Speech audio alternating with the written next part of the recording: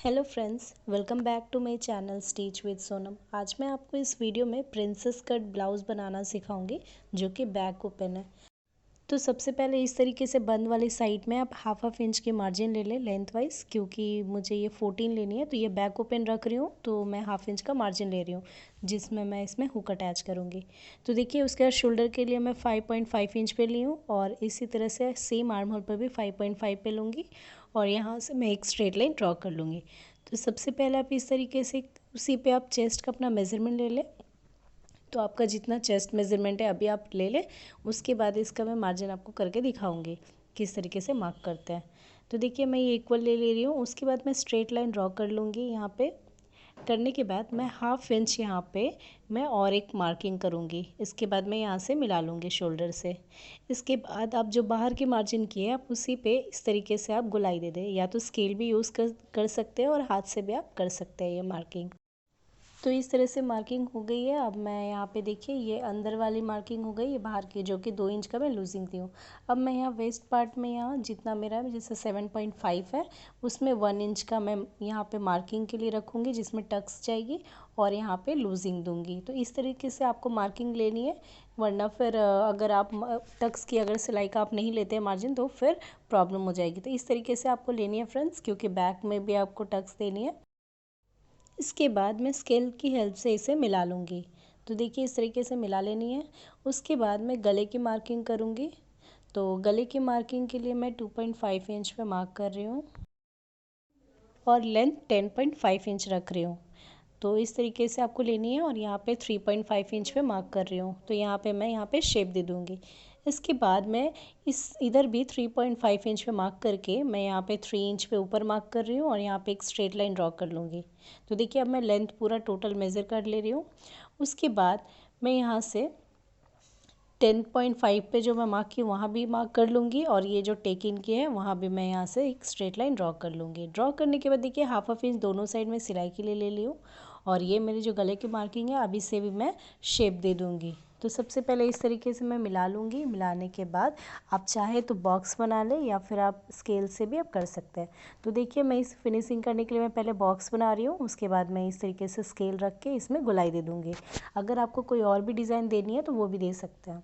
तो देखिए फ्रेंड्स इस तरीके से मैं इसमें गुलाई दे दी हूँ। तो ये मेरी जो बैक की जो डिज़ाइन है वो कंप्लीट होती है। तो ये जो नीचे का फैब्रिक है ये मेरा फ्रंट पार्ट ये हो जाएगा।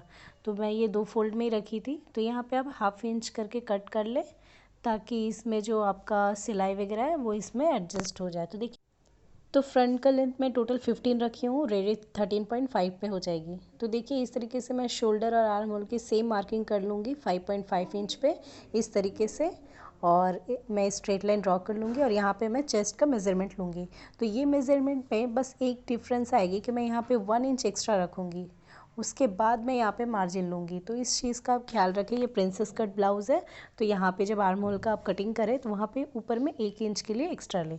तो देखिए इस तरीके से वेस्ट पार्ट में भी सेम मैं यहाँ ले रही हूँ, बट यहाँ पे मैं 2.5 इंच एक्स्ट्रा रखूँगी जो कि मेरे टेक इन में जाएगी, मतलब कटिंग में जाएगी। उसके बाद आप मार्जिन लें। तो इस चीज़ का आपको बहुत ही ध्यान देना है फ्रेंड्स। देखिए मैं ऊपर भी मार्जिन ले रही हूँ। इसके बाद मैं आप स्केल की हेल्प से मैं मिला लूँगी। तो देखिए इस चीज़ का आपको बिल्कुल ख्याल रखना है प्रिंसेस कट ब्लाउज़ में।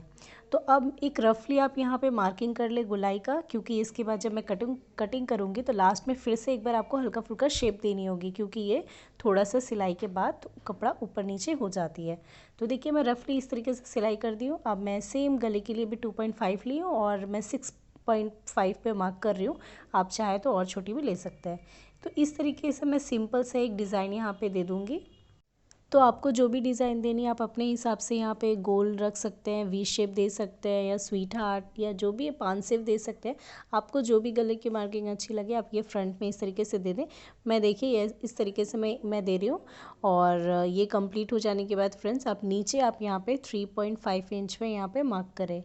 मार्क करने के बाद आपको नीचे भी इस तरीके से मार्क करनी है 3.5 इंच पे, और टक्स के लिए 9.5 इंच में ऊपर से आपको मार्क करनी है। तो फ्रेंड्स मैं आपको ये बताना भूल गई कि ये मैं 32 साइज़ का ब्लाउज़ बना रही हूँ। तो देखिए इस तरीके से मैं यहाँ पे मार्क कर ली हूँ 9.5 पे। अब मैं यहाँ भी इस तरीके से मार्क कर ली हूँ। तो मार्क करने के बाद आप यहाँ पे एक स्ट्रेट लाइन ड्रॉ कर ले इस तरीके से। पूरा दोनों को मिलाते हुए मैं एक स्ट्रेट लाइन ड्रॉ करूँगी। ड्रॉ करने के बाद अब ये जो मार्किंग है आपको बहुत ही अच्छे से करनी है, तभी आपका शेप बहुत ही अच्छी फिनिशिंग आएगी। तो देखिए फ्रेंड्स, ये तो मेरा स्ट्रेट है। इसके बाद मैं यहाँ पे 1.5 इंच पे यहाँ पे मार्क करूँगी। यहाँ मार्क करने के बाद मैं यहाँ पे 1.5 इंच पे मार्क कर रही हूँ। इसके बाद मैं बॉक्स बना लूँगी। बॉक्स बनाने के बाद ये जो मार्किंग की हूँ मैं यहाँ तो हल्के हाथों से गुलाई दूँगी और थोड़ा सा इसी तरीके से शेप देते हुए मैं आर्म होल के पूरे मिडल तक जाऊँगी, कॉर्नर लेते हुए। तो ये शेप आपको बहुत ही ध्यान से, जैसे मैं दे रही हूँ आपको उस तरीके से देने, तभी आपको शेप अच्छा आएगा। तो देखिए फ्रेंड्स, ये जो कॉर्नर आपको हल्का सा वहाँ पे गुलाई देनी है, वो इधर से नीचे उतरते हुए इस साइड में। देखिए ये हल्का सा आपको यहाँ गुलाई रखनी है, कॉर्नर नहीं निकालनी है, वरना शेप अच्छा नहीं आएगा इससे। तो देखिए मैं इस तरीके से गुलाई कर दी हूँ यहाँ पे। अब मैं इसको कट कर दूँगी। तो देखिए आपको ये जो शेप है इस पर थोड़ा आपको फोकस रखना है। अब मैं ये जो कटिंग है आप देखिए किस तरीके से कट करना है। और फ्रेंड्स याद रहे, ये जो कटिंग मैं कर रही हूँ ये मैं 32 साइज़ के लिए कर रही हूँ।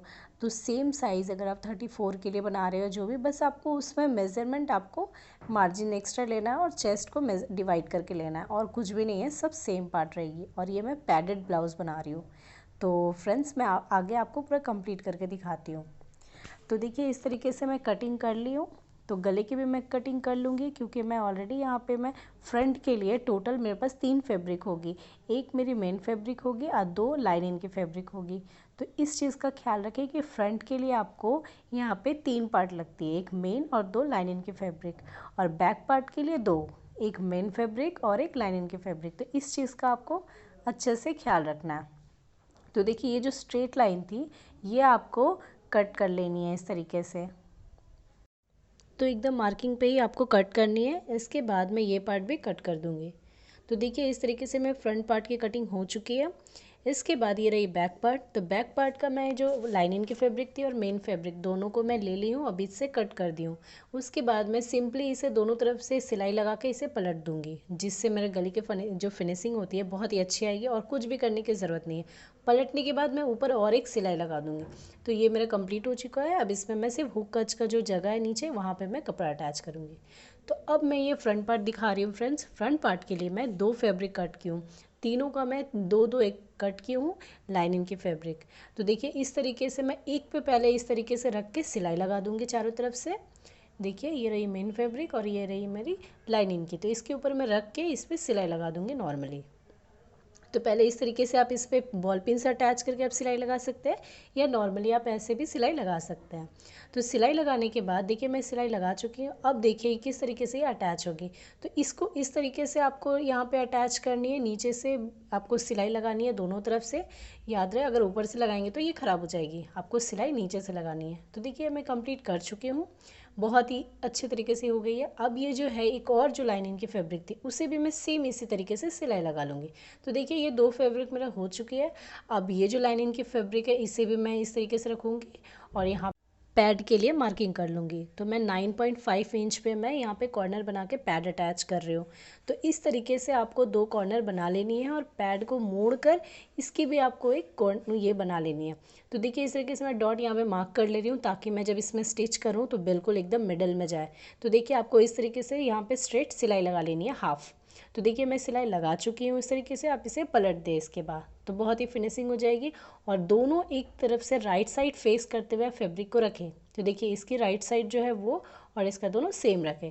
तो इससे पहले आप ये गले के जो है आप कटिंग कर सकते हैं, या फिर आप इसके ऊपर भी आप सिलाई लगा सकते हैं। तो कटिंग करने से आप अच्छे से आप देख पाएंगे कहाँ पे आपको स्टिच करना है गले में। तो ये कर लें और उसके बाद बॉल पिन अटैच कर लें चारों तरफ। बॉल पिन अटैच करने के बाद आप आर्म होल और गले का जो सिलाई है वो आप इसमें लगा दें।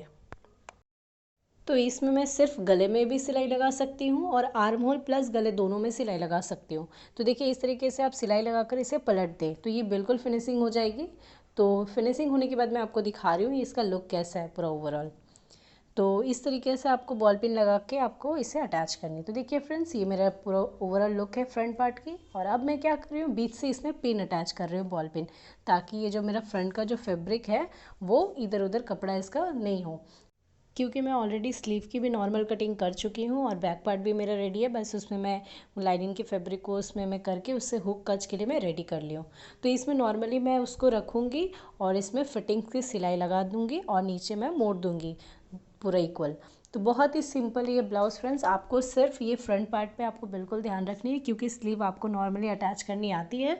और अगर आप नहीं अटैच कर पाते हो तो मेरी पिछले वीडियोस में मैंने लगा कर दिखाया, आप वो भी जाकर चेक कर सकते हैं। तो देखिए इस तरीके से मैं जो भी एक्स्ट्रा फैब्रिक है उसे कट कर लूँगी, उसके बाद ही मैं इसमें शोल्डर अटैच करने के बाद स्लीव भी अटैच कर लूँगी। तो स्लीव भी अटैच हो जाएगी, उसके बाद मैं यहाँ पे फिटिंग्स की सिलाई भी लगा दूँगी स्लीव लगाने के बाद। तो और मैं पीछे के लिए 2 लूप लगाई हूँ, बहुत ही सुंदर सा मैं उसमें लटकन लगाई हूँ, तो आपको मैं दिखा रही हूँ। तो देखिए फ्रेंड्स, ये मैं ब्लाउज़ आपको पूरा रेडी करके दिखा रही हूँ। ये मैं स्लीव अटैच कर ली हूँ इसमें मैं पतली सी लेस भी लगा ली हूँ, बहुत ही प्यारी सी, इसमें लूप भी अटैच की हूँ। और ये जो मैं लटकन बनाई हूँ मैं आपको ज़रूर बताऊँगी नेक्स्ट वीडियो में। अगर आपको पसंद आई तो लाइक कीजिएगा, ताकि मैं नेक्स्ट वीडियो में ये अपलोड कर पाऊँ। तो देखिए इस तरीके से मैं यहाँ पे ये हुक कज भी कर चुकी हूँ, और मैं फ्रंट का इसका लुक दिखा रही हूँ। बहुत ही प्यारा सा इसका लुक आया फ्रेंड्स, ये देखिए। तो बहुत ही फिटिंग्स आपका ये बैठेगी पूरा आपका।